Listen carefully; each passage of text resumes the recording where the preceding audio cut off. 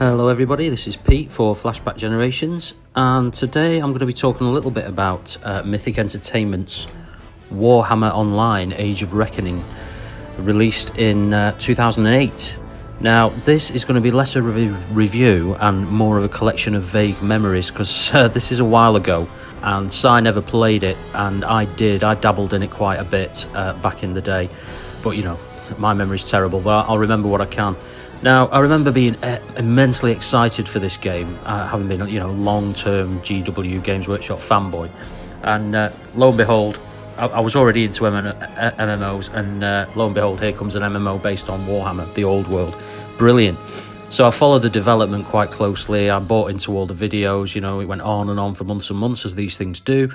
And then the beta came out, and I got on that straight away. I bought the collector's edition, etc, etc. And the beta was brilliant, very exciting. Only certain areas were available, but basically there were two factions, Order and Destruction. You could be a Chaos Warrior, you could be an Orc Warrior, an Orc Shaman, a Goblin Squig Hopper, that was one of the funner characters, Warrior Priests, Witch Hunters, Elves, all that sort of thing, all the usual Warhammer stereotypes.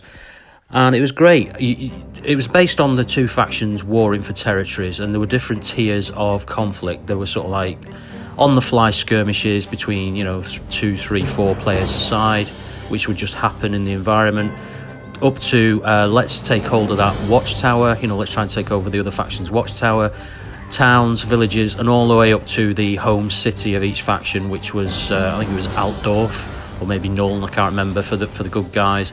And it was the inevitable city.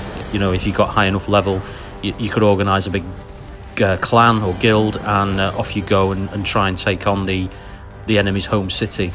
And these battles could rage on for hours and hours, and it was good. Now, when the game launched properly, they immediately they seemed to hit technical difficulties. There was a lot of lag, there were a lot of breakdowns, a lot of server downtime. They kind of addressed that over the following weeks and months, and it came back up a bit. They'd lost a lot of people by then, though. How ragey people can be about these games when they're invested in them. And things calmed down, and it ran quite well for a while. Having played it for a bit longer, a few months in, I noticed that the PvE side of it, if you wanted to go in and solo for half an hour or so, was pretty dire.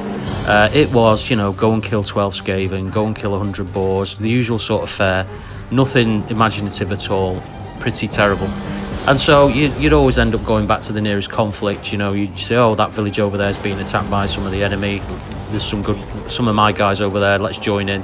And away we go. So it kind of got a little bit repetitive, and I sort of drifted away from it, went on to other things.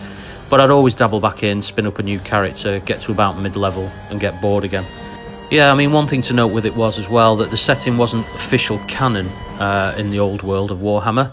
It was kind of a sideways alternative version of it, where events had transpired very differently than they did in the main lore.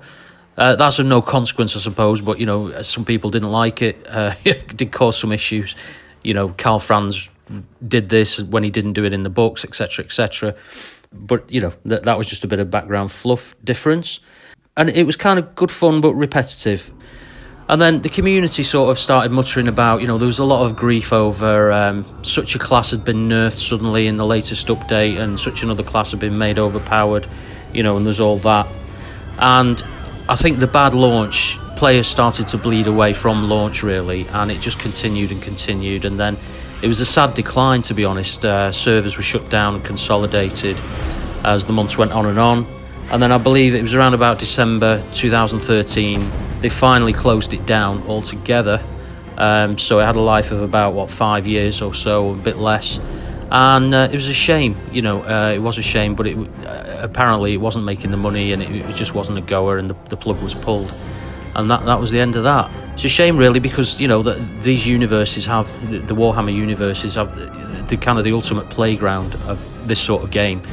It is all about conflict, so it's a shame it didn't fly a bit better. But there we go, that was my impressions of it. Overall, it was fun, but it wasn't fun enough. I'd probably give it, overall, the whole experience, about a 5.5 to 6 out of 10. And probably 2 of those are for the setting, the universe that it was set in. Alright, thanks for listening to my ramblings. I will see you next time. Cheerio.